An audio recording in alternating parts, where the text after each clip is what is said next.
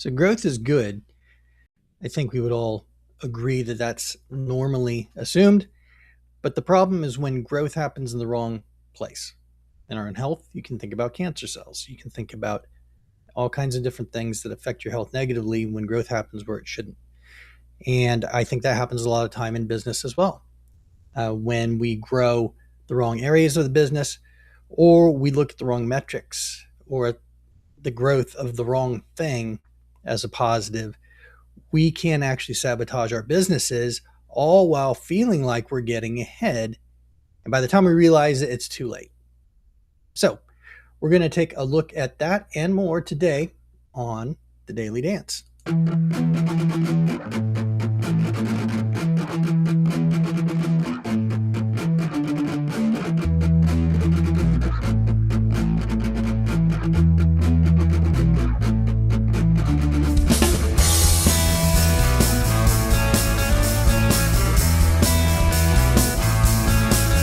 Welcome to The Daily Dance with your host, Brad Richardson.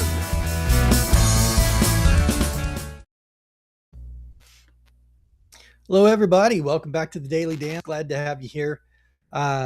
We go over tips and tricks for life in the business world that hopefully will help make your life better, your career more successful, however you measure that, and to improve the business climate overall. We want the good guys to win, nice guys to finish first, and we want to give you the tools to do that. Just a reminder that you can always find us on YouTube and on X and on Rumble and on LinkedIn and on Locals. We would love you to join the community on Locals. We're trying to build a community on Locals where we can have conversations around these topics and encourage one another. Hopefully, eventually, daily. We're shooting for daily. I'm trying to stick to that schedule. But again, I know you have loads of different things you can look at online, loads of different business podcasts that you can listen to. So if you're spending time with us, thank you. So glad that you're here. And we're called The Daily Dance because our theme is that we start with a dance every day. Now, the idea is that you do your own. Before you start your workday, before you step out of the house or before you start your workday, you do a little dance to the music in your own head to get yourself going. You're going to feel a little foolish. It's kind of the idea. We don't want to take ourselves too seriously. We want to loosen up and then be ready to attack the day. So without further ado, let's do our daily dance.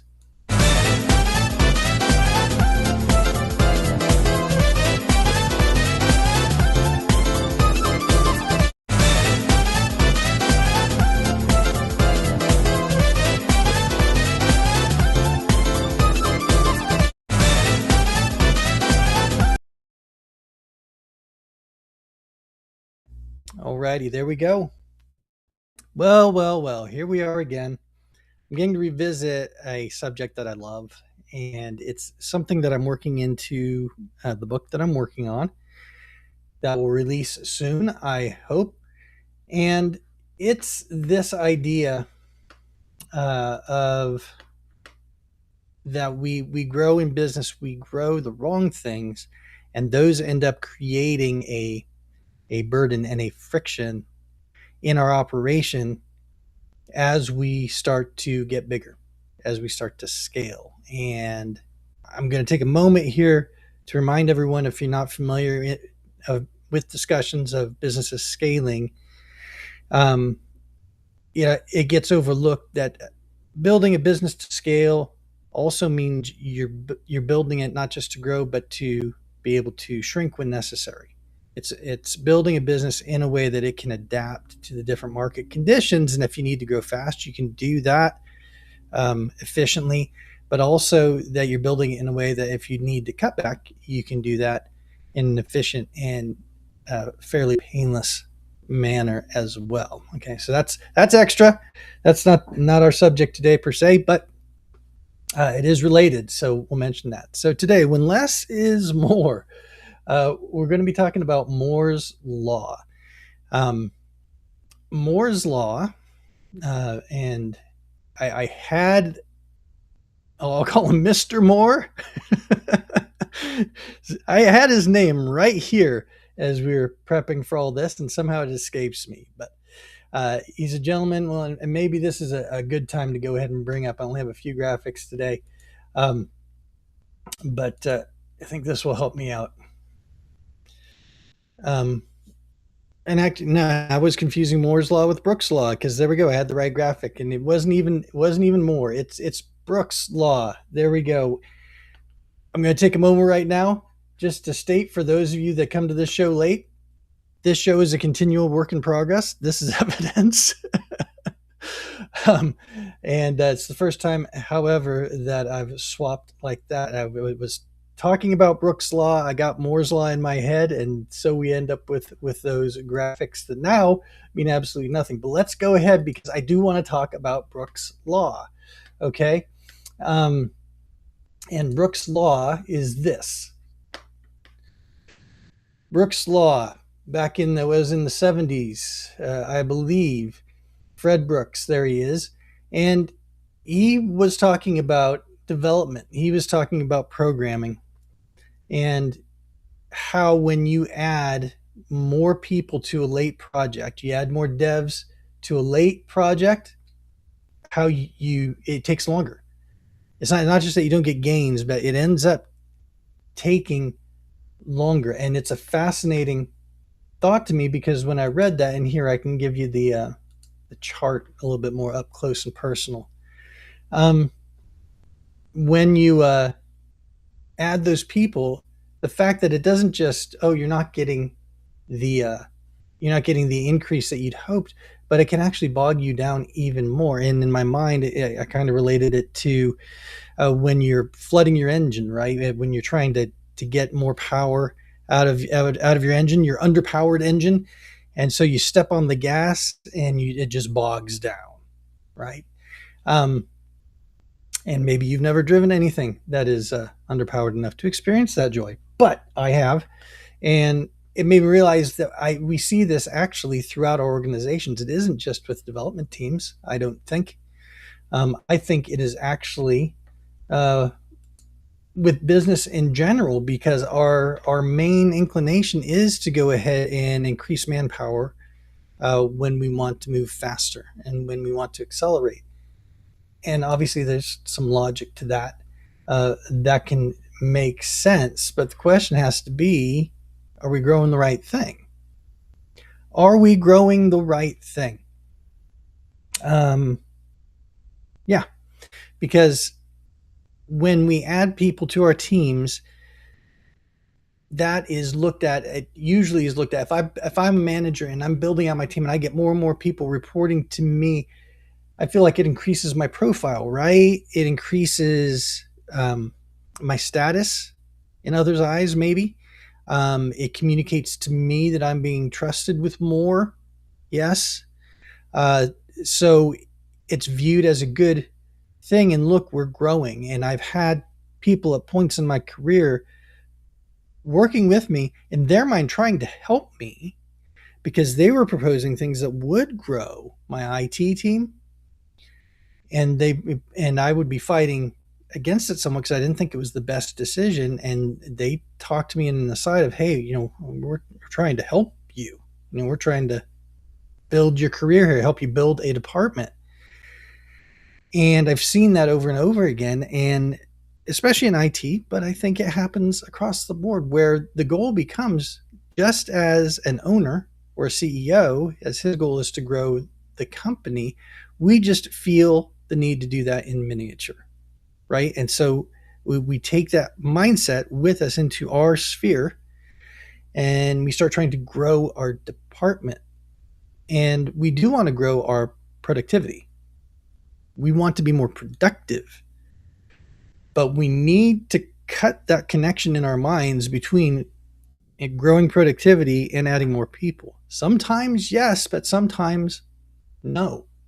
And the reason I say that, that's going to get to our next principle, which is operational drag. Operational drag. Operational drag is a term that I use. I don't know if I pulled it from somewhere else or if I just coined it myself, to be honest at this point, but it is a term that I use to describe when you have something overbuilt in an organization. So essentially, it's sticking up. It's it, it has operational mass, shall we say? And so when you try to accelerate, that's catching the wind. It's catching the breeze. Funny thing about acceleration, and I write about this in my book as well, is the fact that it isn't a one for one, right? Anyone that's familiar with aerodynamics, as your speed goes up, your drag coefficient increases exponentially. So, for every 10 miles an hour that you gain, you might be doubling the drag. I can't remember the exact stats right now, but you get the idea. It's exponential. So if you're designing a car to go 25 miles an hour, you don't have to worry about that much, and everything will look great. Problem is when suddenly you need that same car to go 80 or 90 miles an hour. Things that did not matter at the slower pace are going to matter a lot at the higher speed, and it's the same with business. These things that we were building out our teams, and we were just adding people and adding bodies because early on, it works. Initially, it works. Initially, you do need to get the right people in. Initially, you do need to grow those departments, and you do need the manpower to accomplish whatever it is you're trying to accomplish.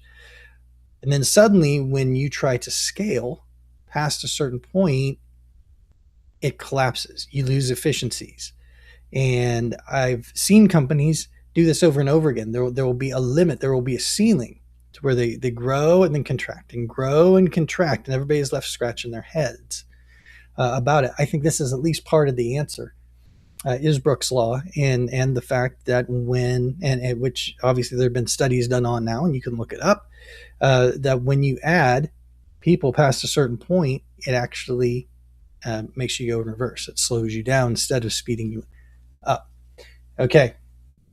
So growing the right thing, we want to make sure that we're growing the right thing then.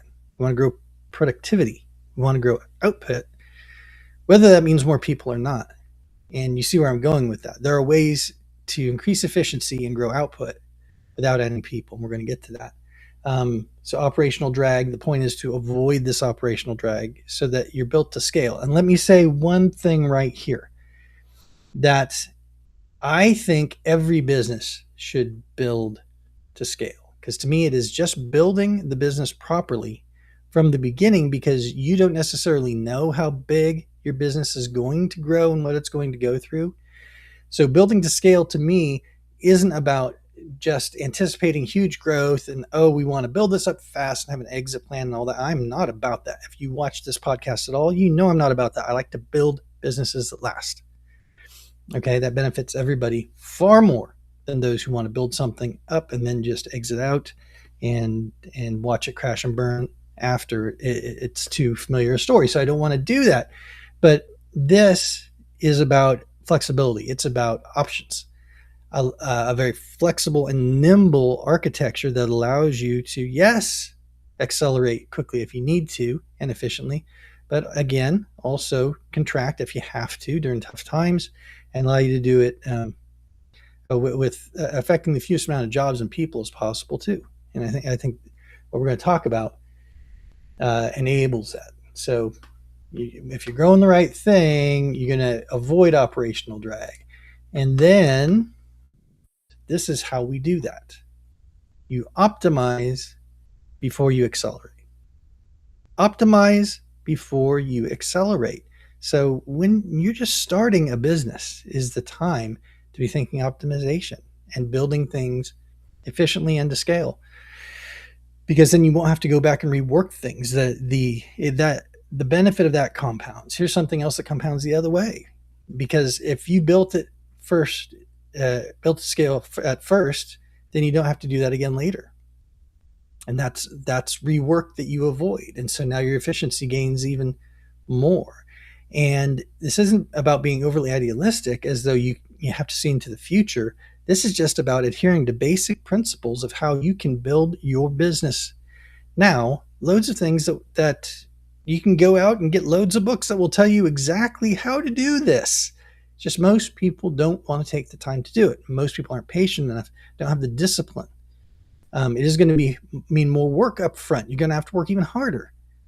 to do it this way, which is another reason why so many don't. But if you do it this way, then you're ready to scale. And so optimize before you accelerate. What am I talking about? In my mind, when I'm talking about optimization, obviously I'm thinking a lot in this day and age about software systems and the platforms that you're on, but also the processes that you use.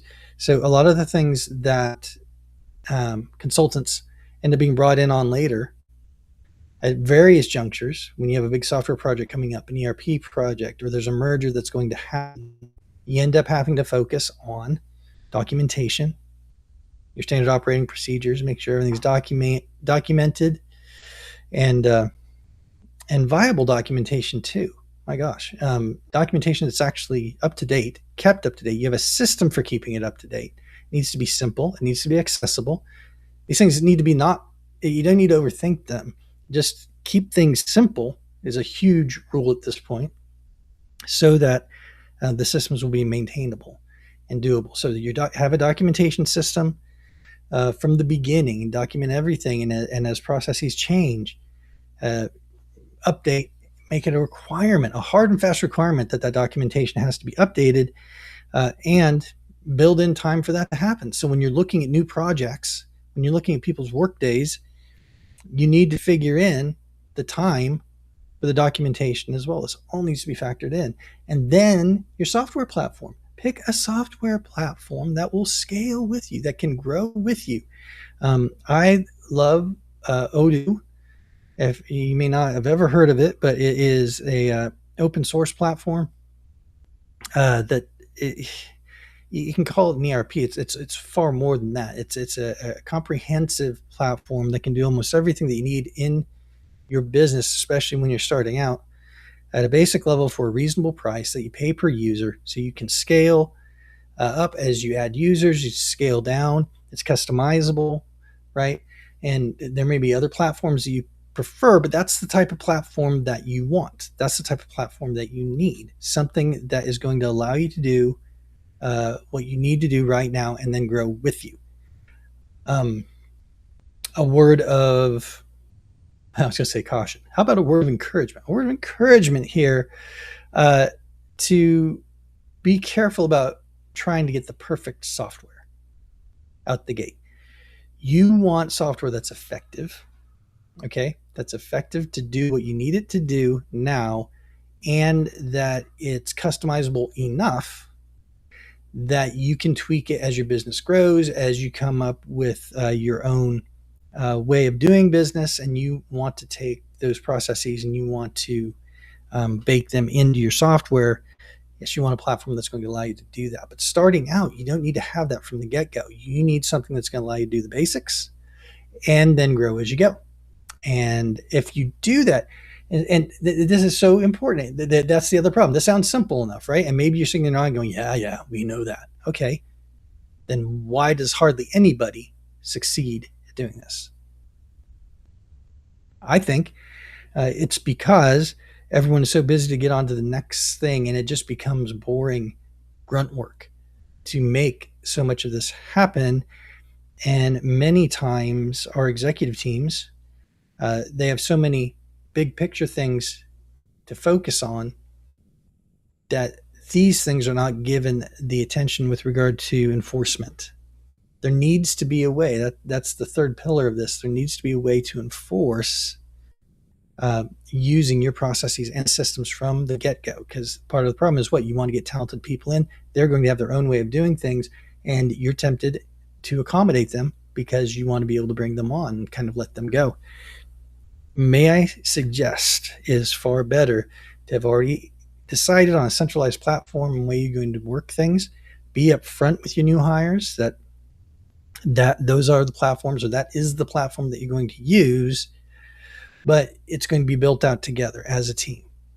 As a team, there's going to be a lot of listening going on. There needs to be a lot of listening going on to find out what the teams need, how it's going to work best for them, and then that gets built into your software platform as you go. But if you adhere to all those things, you're going to end up with a team that is already very much in sync with one another. And I remember talking to a former CEO, And we would talk about the fact that, look, that the goal of the game is to get everybody moving the same direction at the same time. In a business, if you can get everybody moving the same direction at the same time, you will win 99% of the time. You will win. Getting that kind of, and we love to call it alignment, right? But if you have that kind of alignment from day one, because you have already decided on your how you're going to document your processes, you're going to have processes that work front to back, nothing overcomplicated to start, just works front to back. It can all be documented. Then that can be baked into the software platform, a software platform that you have. No software sprawl and everybody using different things. And then you build out from there. You're going to be able to go fast. You're going to be able to be adaptable. You're going to be able, within those boundaries, to be much more experimental with much less risk, because you're not going to waste a lot of time then on what software you're trying to use. And what platform. You're not making those decisions. That's already been decided. You're deciding how you're building out the platform you're already on, and so that moves you further ahead anyway. Okay, so what does all this have to do with then hiring too many people and that being a burden? Well, because if we don't do all of that, then what are we going to do when we start to grow and when we need to accelerate? We are going to throw bodies at it. We are going to throw bodies at it, because the only other option at that point, if you haven't done that, is to then pause and go back and do a lot of these basic things, clear out excess software. Then that's where you end up having a big project, moving to a new ERP or some other kind of CRM or whatever it is is most important to your business. You're going to have a big transformational project that you're going to have to do. There'll be a huge cleanup in what you're doing. All of a sudden, there will be a late push for documentation and SOPs when that should have been done all along. And so you'd have to do that. But instead of doing that, most businesses will do that a little, but then just throw more bodies at it so that they can continue to accelerate. And that works and works and works until it doesn't, right? Right? It works and works and works until it doesn't. So remember Brooks' Law, not Moore's Law in this case. That's funny. Brooks' Law. And be aware that there is empirical evidence of that. When you get to this point, you can see time to completion going down, as you're adding people. Yes, it works to a point, but then each additional person becomes a net loss as you go, and you can keep throwing more people at it. And in this stage, I think you'll probably have a lot of the finger pointing that will start to go on, and individuals being blamed because maybe they're perceived as their performance not being adequate, managers getting fired, all kinds of stuff can happen in here, when what's really happening is just you have too many people. And why? Because of increased coordination costs. If more people beyond this point, now coordinating all those people has its own overhead, doesn't it? And that becomes a huge burden. That is operational drag that will hold you back, and that can sink your ship. That can sink your business if allowed to. So these aren't big revolutionary ideas, I don't think. Again, so much has been written. There are so many good resources out there that give good business advice. But the primary thing is just having the discipline to do this, to get it in us how important this is, how important it is. There are some things that are must-haves. And to me, this process early on in the business is a must-have if you want to succeed long-term. Yes, you can succeed long-term without it, but having these things done, increase your odds of success dramatically as well. Okay, and that's what we're trying to do, because most businesses don't survive that long. This can help ensure the survival of businesses for much longer. You get to stay in the game much longer if you build out this way. If you take care of um, avoiding the operational drag and having this optimized system and processes and documentation and all that before you start to grow. Now you've got loads of options. Now you've put yourself in the driver's seat to be able to succeed. So make sure you're growing the right thing, avoid operational drag, and that means you need to optimize before you accelerate. Do all these things before you start to step on the gas and really want to see your business grow. Okay, so having said all that, homework. What's the homework for something like this? Well, admittedly, depending on your position and where your company is at and business is at, you may not be able to apply this right away. But if you can, I would say identify and change your operational framework. And I mean your operational framework. I'm talking you, us in here, to break that hard and fast connection between growth equaling more bodies, growth equaling more employees. This helps you avoid that. I hate coming in and doing digital transformation projects that the whole goal is to reduce headcount. I love building businesses in a way that make it so that you don't have to do that, so that you won't have to reduce headcount. Building this way removes a lot of the things, a lot of the pain points that some companies now are trying to use AI for, right? The big promise for some, or at least the part of it all that got some people excited was, oh, we can reduce headcount because we can have agents do X, Y, or Z. If efficiency were adequate, that wouldn't be as big of a discussion. And although there are areas and in different SaaS platforms where they're implementing AI that's going to be very good and it's going to be very neat and efficient, but there are a lot of ways in which you could have already gotten the efficiencies. Companies could have already gotten the efficiencies that they wanted to get just by using automations that were already available within SaaS platforms they're using, but we never took the time to do that. Enough priority was never given to it. Again, that takes extra work up front. It's delayed gratification. It's delayed reward. When you do that, you're investing way ahead so that down the road you can be that much more profitable, that much more efficient. And I'm confident any business built this way will succeed over a vast majority of competitors that are out there that don't, because they're going to have to stop to adjust. They're going to run into a high overhead cost with employees. They're going to run into expensive transitions and failures of those attempted transitions, even the AI ones.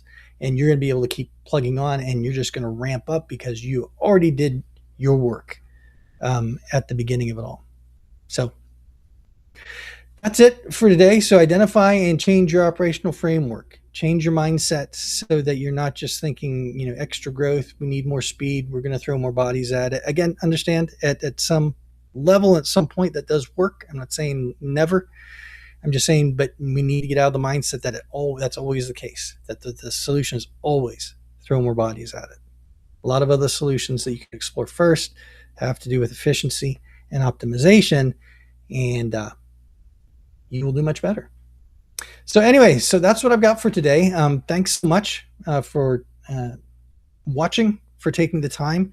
Again, I know that there are loads of other options out there for listening to, especially business podcasts. So I'm always thankful that you've chosen to spend some time and listen to what I have to say. Please remember that you can catch us on YouTube, on X, on Rumble, on LinkedIn, and Locals is our favorite place. Locals is the place where we want to build that community, so we would love to see you there.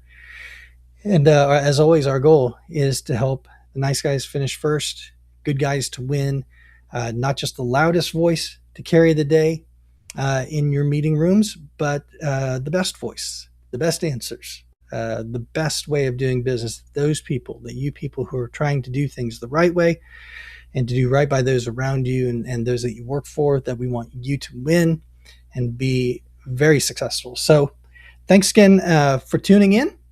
Can't wait to do it again next time. And until next time, just remember to always keep on dancing.